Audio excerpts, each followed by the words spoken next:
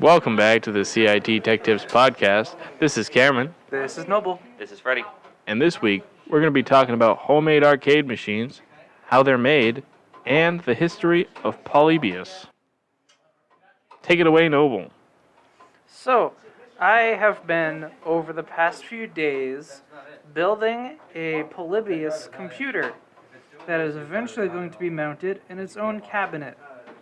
Now, Noble, why don't you tell us what Polybius is? Polybius is a mythical video game from the early 1980s. Allegedly, it was created by the US government to, depending on who you ask, either test the effects of addictive video games on its players or to recruit people to the CIA. The gameplay was described as similar to Tempest, and it was in a black, unmarked cabinet. So Polybius was allegedly developed by Sinneslosion, a German company that roughly translates to sensory deprivation. What? It wasn't created by them. It was a recreation, wasn't it? Well, that's the company that claimed to that supposedly actually made it. Then Sinneslosion, someone came along, bought the webpage, and made a recreation of it. My bad. So sorry. And we haven't introed it yet, but there is a recreation on Sinneslosion.com of what the rumors are that the game was. But it probably wasn't real. The earliest version that anyone can find mentioning it was on Usenet in 1994, and the oldest still held recording of it that isn't hearsay is from coinop.org in February 6, 2000.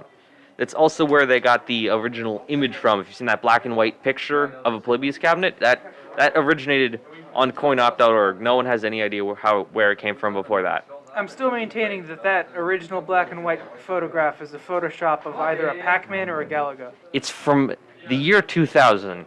It's probably not a Photoshop. It wouldn't come out that good.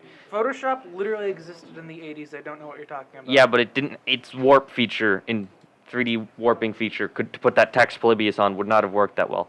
If it actually existed, I bet it would. They painted old Pac-Man arcade and took the picture. They literally could Photoshop people out of photos in World War II.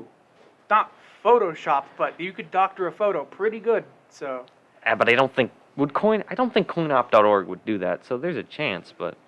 I don't know, maybe I never even thought about that. It is possible that an old vendor had a game that just wasn't performing, and they're like, you know what, that would be a funny joke, let's make it a Polybius. Yeah, that's my guess on where it came from. It is a very grainy photo, so it could be grainy to hide the modifications, but I wouldn't think that they would actually go through that much effort when they could just post it on CoinOp without a picture at all. What I find interesting is that the gameplay of Polybius is often described as being similar to that of Tempest. Tempest, of course, is famous for using a spinner dial, kind of like Pong. But the pictures that most people seem to circulate around always use a joystick. Yeah, joystick and one button is the example that's on Wikipedia. Even though the modern recreation of Polybius for PC, which is the one that I've put on my computer that'll be in the cabinet, you need... It's weird, the W and S keys go forwards and backwards, and the A and D keys rotate the map counterclockwise and clockwise. That is slightly odd.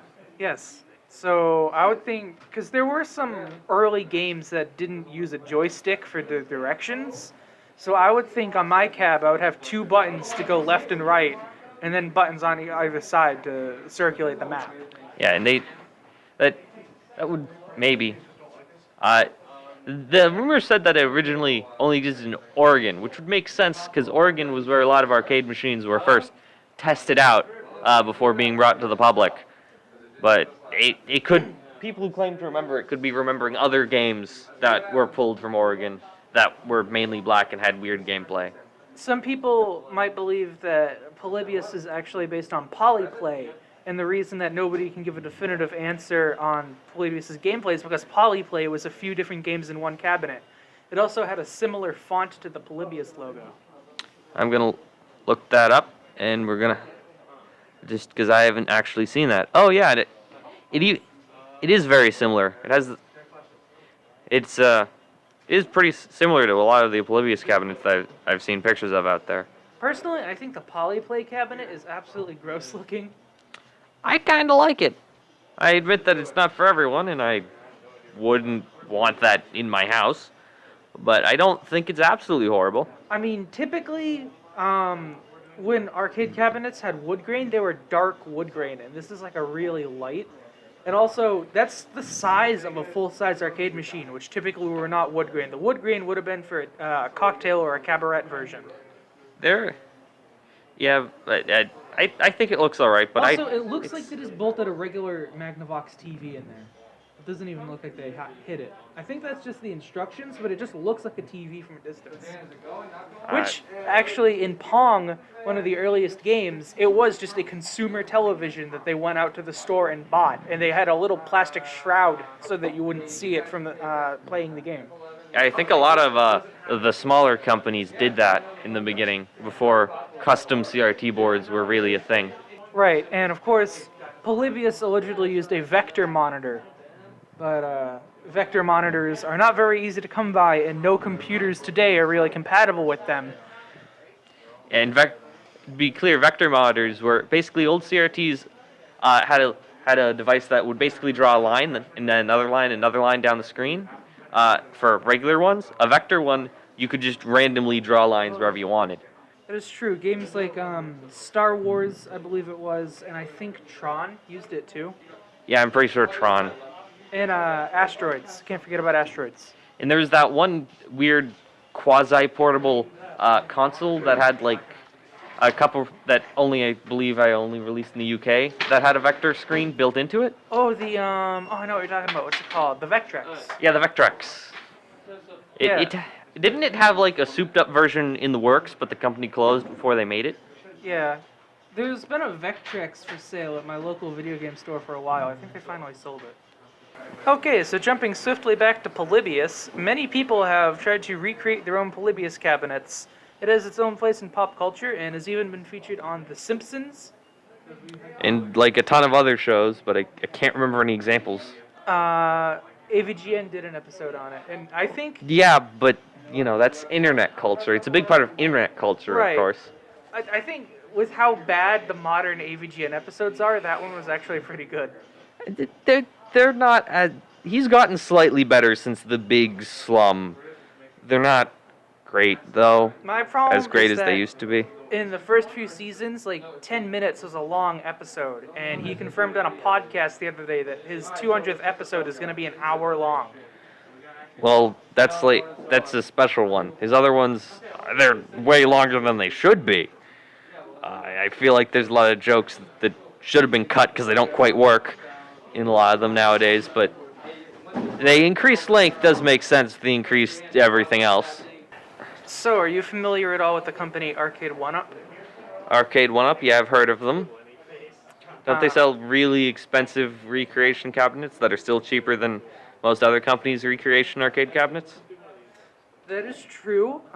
You can find similar ones from like II Arcade that are cheaper, but they're not as high quality, and they don't, or at least the quality doesn't replicate an exact game.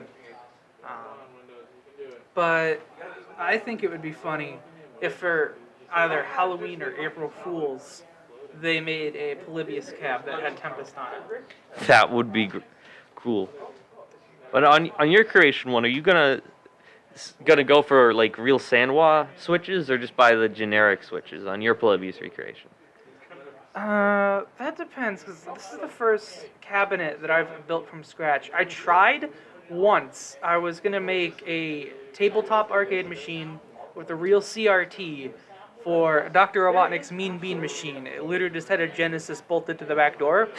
The problem is, I didn't plan out anything. I just sort of grabbed a saw and started cutting, and the pieces were completely off, and I never even bought the buttons. And I was planning on just tearing apart a Genesis controller and soldering directly to the pads. It was a nightmare, but this time I'm taking it step by step. So I'm not going to start buying the control panel parts until the PC is 100% where I want it. And then, once I buy that, then I'll start doing the SketchUp for the cabinet. And then I'll start buying the lumber, because I don't want to screw up like I did last time, and I wasted like $30 on that old one. Yeah, you really need to plan any woodworking project out ahead of time. Well, this was the me of 3 years ago, where I said, screw it, I can grab a saw and make something in an evening. Oh, how naive I was. So I'm gonna have to get, in opposed to that sketchy soldering directly to the Genesis controller, I'm gonna need a USB encoder. USB encoders. Do you have any idea of what kinds you're gonna get? First of all, it's spelled with an E, um, but they're readily available. It's that one. Oh, it's this one. The AURKUYEE Quinmat Zero Delay Arcade USB encoder. Whatever they call it doesn't matter. It works. Oh, yeah. It looks pretty simple, but it seems like it's high quality enough. My thing is, I don't know if there's gonna be. I'm sure there will be additional software, because I believe they intend you to use this on RetroPie or MAME, where whenever you try to launch a game, it asks you to configure your controller. The Polybius PC version that I have doesn't do that, and Windows doesn't do that, so I'd probably need to find some sort of software to use that encoder to emulate a keyboard. Now, I think the encoder does. I think that it does support the Microsoft USB gamepad stuff. So you'll just need a gamepad to keyboard thing, which is one of those built into Steam if you just install it through Steam. Well, the computer that I'm running Polybius on is a Pentium 4 with 2 gigabytes of RAM. I don't exactly think that Steam is going to help our performance much. Well, it's not. Steam actually isn't that much of a problem if you start up Steam without the web browsing portion. You have to. If you're going to do that, you then need to set it to mini mode, which puts it in a smaller space, so you can actually read your game list, because they made their library screen an HTML document. For some reason, I honestly find it very annoying, especially since many systems now just don't support the web browser because it's based off of Chromium. So, like Windows Vista or Linux 32-bit. Well, I don't use Steam, and the Polybius game is just a Windows executable, so would Steam still be able to work with it? I would. You can put Windows executables through Steam. You could also mess around with some macro program, like whatever Tom Scott used to make that emoji keyboard would probably work. I don't remember what it's called, but that was cool. Did you see that video? I did not. He got like 20 keyboards in turn and made them all like make emojis. It put all the emojis on a keyboard that existed in the time. Fun. Well, It was like 12 keyboards. I don't think I'm going to need quite 12 keyboards. What I'm trying to figure out is the game plays without any sort of special hackery. But if you want to access higher levels or more in-depth gameplay, you need to access the game's fake debug menu. And no arcade game ever released had a giant button on the front that said debug. So I don't know how I would interpolate that into my cabinet. Well, you could put a switch behind your coin catcher, or you could put like some secret switch under the control panel. If you want to just make it less accurate but more easy to use. Yeah, I think I might end up doing that. Yeah, it would make sense. So let's see, because I could do a two-way joystick, but I don't think two-way joysticks are really available on Amazon, or at least I haven't seen them. The ones that I always see are 8-way or 4-way. But I could do a two-way joystick plus 2 buttons for clockwise and counterclockwise, and then a fire button. I don't think two-way joysticks were really ever produced. There was just a metal or plastic cover on a 4-way one that kept it from moving the other two directions. I could probably... You were talking earlier about how you could make them marquee. They actually just sell them on eBay. There's someone selling them. Oh, that's nice. What material is it made of? I don't want it to burn out with some incandescent bulbs behind it. It doesn't say in the listing. Let me scroll down and see if they have a marquee printed on translit flexible backlit material, fade resistant, not plexi. It's 26 by 8 inches, so the size of a marquee. It doesn't really say what it's made out of. It just says it's not plexiglass, and it's translit flexible backlit material. Because we were debating what kind of light we should use for the marquee. I was thinking black light might look really cool, but more period accurate would be incandescent bulbs, but I don't want to burn out or fade the marquee. Well, it did say that this was fade resistant. Incandescent, it would be time accurate, but it would also cause a lot of power draw. I know you don't live on your own yet, but you're going to soon, so power draw will be an issue then. I mean, our electric bill did go up this month, but, it's not like this machine would be running all day, every day, like in an actual arcade. I'm Why? not concerned about power draw, and what I'm going to have to do is it's probably going to have a little surge protector on the inside, because I need to plug in the monitor, the monitor, the computer, the marquee lights, and the speaker system. So I could probably just get a little 4 outlet and bolt it inside the cab. You could certainly, but the power draw it will be a bigger concern probably than you think it's going to be, because incandescents draw a lot of power. Just the 4 bulbs in my stove hood cost us an extra $100 a month if we left them on for one night by mistake. Wow. Okay, I guess I'm not using incandescents. Period accuracy, bye-bye. Which means I'll do either LED, which a lot of people do use LEDs when they build arcade cabs now, or a black light, which I think would look cool. Because the logo is black and like a cyan, so I think the purple would go good with that. It probably would. It just depends on how it's printed on the material. Because honestly, anything that you have lit, it needs to be printed very well, because otherwise it will be blotchy. Right.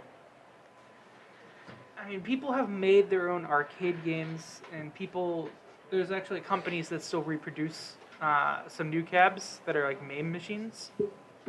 And I've seen a few good ones. I've seen plenty of bad ones. But I'm excited to try and build my own. I think there's a few designs that people have made for Polybius. I think mine is going to be more of a traditional, almost looking like a Pac-Man sort of game. My sides are going to be completely black. I know some of them have some kind of art on them. But the original Urban Legend just described it as a plain black cabinet. Did the original Urban Legend even have a marquee? I don't know. I don't think it did. I can't remember. Well, the marquee is very iconic, even if it's not accurate, so. You're gonna build the Simpsons version that's orange for some reason? I don't know why it's orange. I don't get it. Maybe they were concerned that the Polybius was copyrighted. Yeah, let's copyright something that doesn't exist. That sounds like something they'd try to do. I mean, they've copyrighted part of DNA. Human DNA.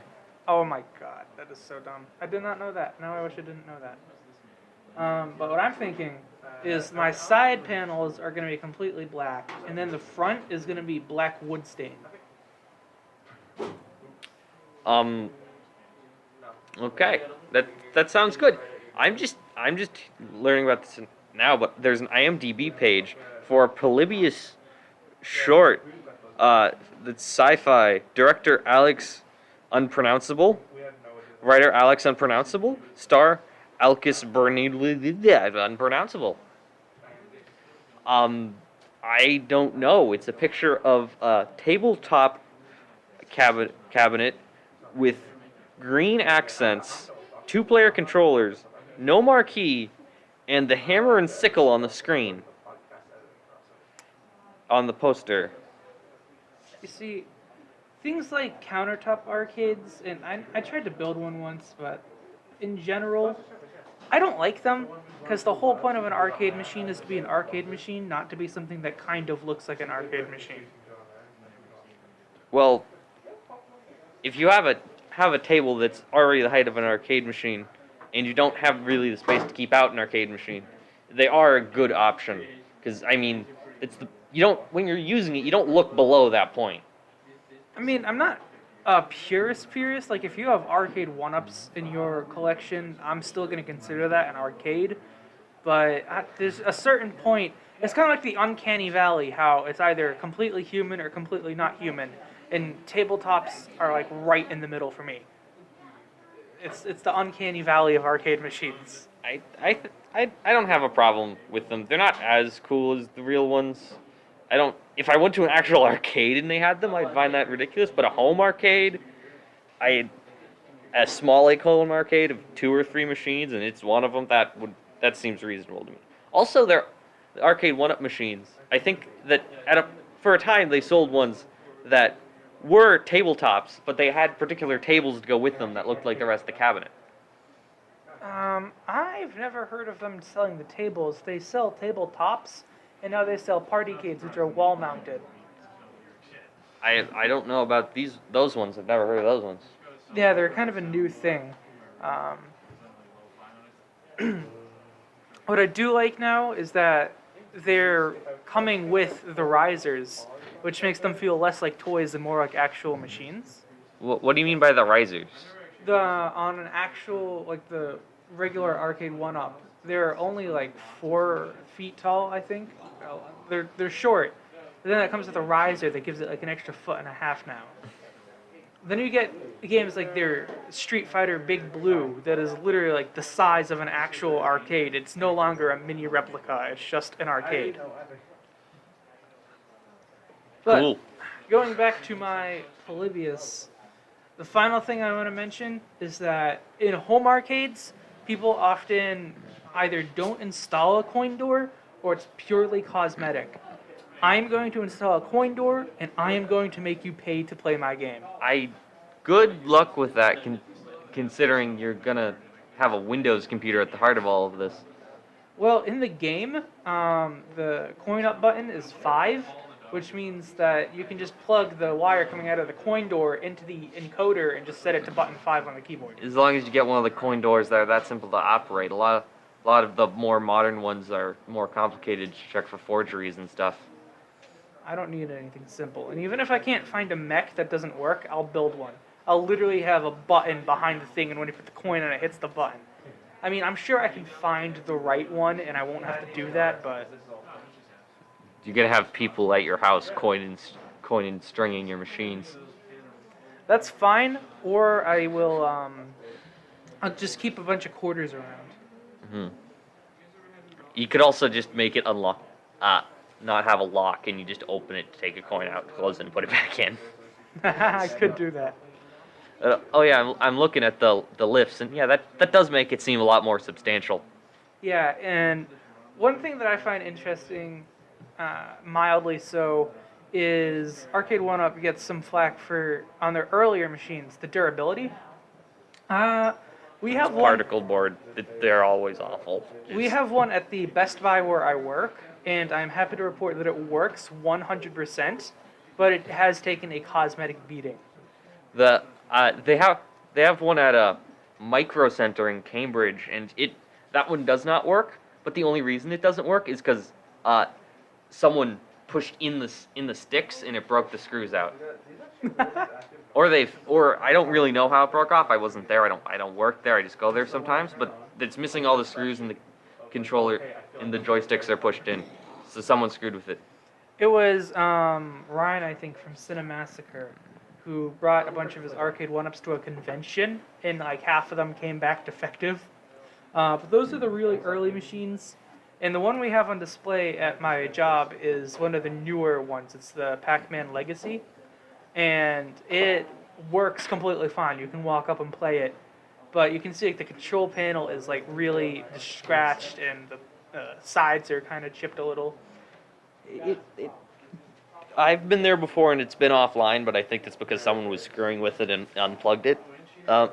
It's just I'm just gonna say one more thing about the one in Micro Center. It's funny to see it broken because the control is broken because it's right next to the aisle of parts for the controls. I'm sure the ones Micro Center sells are actually better than the ones that come with the machine. No. Oh, well, that has been a complaint of Arcade 1-Up since day one, is the really cheap-feeling buttons. Yeah, you're gonna want genuine Sandware arcade parts. To anyone who understands that reference, good. Good. So, is there anything else you want to mention about Polybius or arcade machines? Well, I don't know. We could talk about how on some old arcade machines they had batteries that if they die, they lose all the data in them. So if you are holding an old arcade machine and you haven't been keeping up with maintenance, you're going to want to get that battery replaced before it dies. And it's not like you can't take it out. You need to attach a second battery while the first battery is still in there, and then take out the first battery and before it dies, because once they die, most of them can't actually ever be fixed. Some of them. Thank you, Capcom. Yeah, I think it's safe to say my Polybius will not do that. Well, it does have a time battery in it, but coin cells don't usually explode. And they also, when it's not going to cause any problems, except the machine's going to stop starting and it's going to yell at you till you replace it and press F1. Maybe I should put a button on the control panel for F1. You should put one on the inside of the coin door. The final thing I want to mention before we wrap up, because our podcast is going on half an hour, is old arcade machines that were actually operated end up in poor condition. And like we mentioned before with the arcade 1-ups that are in poor condition because they've been operated, it doesn't actually bother me. Because that's just the way that old machines were. They would get beat on. They would get slammed on. I remember when I was a kid, we had a Paperboy at my Cub Scout building, and it had those things that sort of looked like pedals at the bottom. I'm assuming because they would have kitted games. And I put my feet on those things, and I pulled back on the handlebar and tried to knock the game over.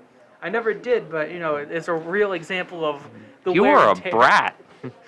It's a real example of the wear and tear that the games got, and that's just how the games are.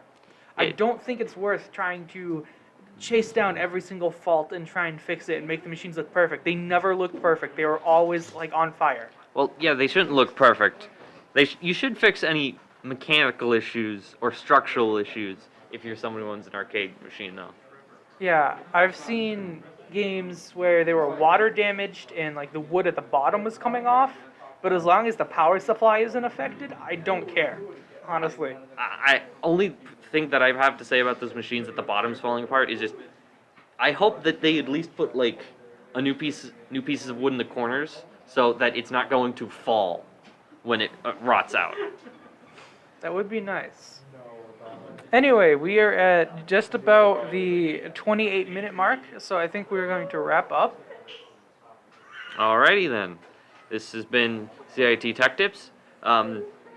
See our sister YouTube channel that does not go along with this podcast, but also has expert tech tips. And follow our podcast. We are on every single podcast platform that you could want. Including Google Podcast, which everybody knows about and has heard of. Yes, it totally is not something that I only learned about because of this. Thanks for listening. We'll see you next time. See you next time.